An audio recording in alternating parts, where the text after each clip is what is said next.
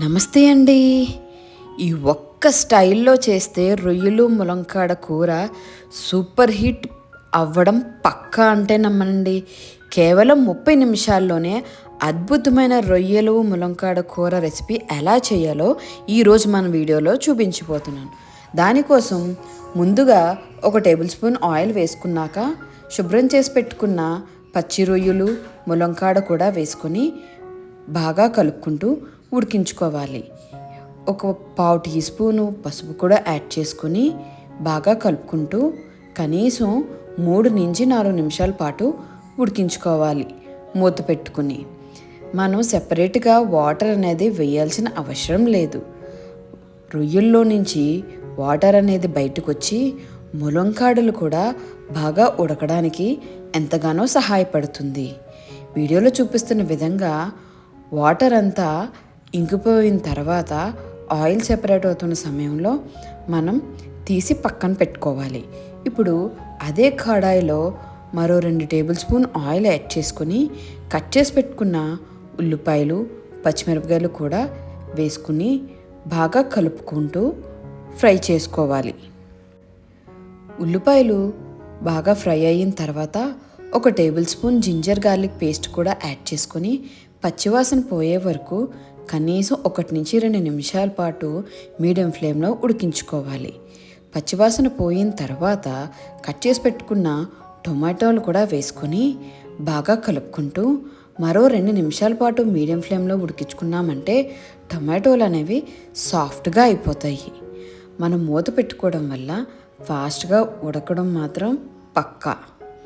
చూసారుగా 2 నిమిషాల్లోనే మనకి టొమాటోలు అనేవి బాగా సాఫ్ట్గా అయిపోతాయి. ముందుగా మనం ఉడికించి పెట్టుకున్న ములంకాడ అండ్ ప్రాన్స్ని కూడా వేసుకొని బాగా కలుపుకోవాలి. ఇప్పుడు రుచికి సరిపడిన సాల్టు, కారం, ధనియాల పౌడర్, పసుపు, ఇంకా గరం మసాలా అండ్ జీలకర్ర పౌడర్ కూడా వేసుకొని బాగా కలుపుకోవాలి. ఇవన్నీ కూడా మీకు రుచికి సరిపడినట్టుగానే వేసుకోండి.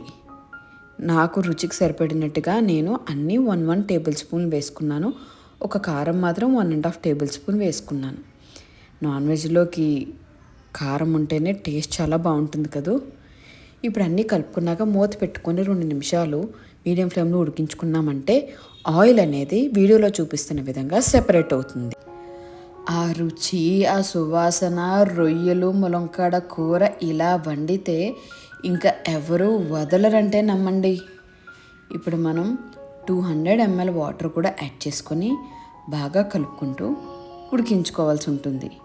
రొయ్యలు ములంకాడ కాంబినేషన్లో లొట్టలు వేసుకుంటూ తింటారంటే నమ్మండి, అంత కమ్మగా ఉంటుంది ఈ కర్రీ అనేది.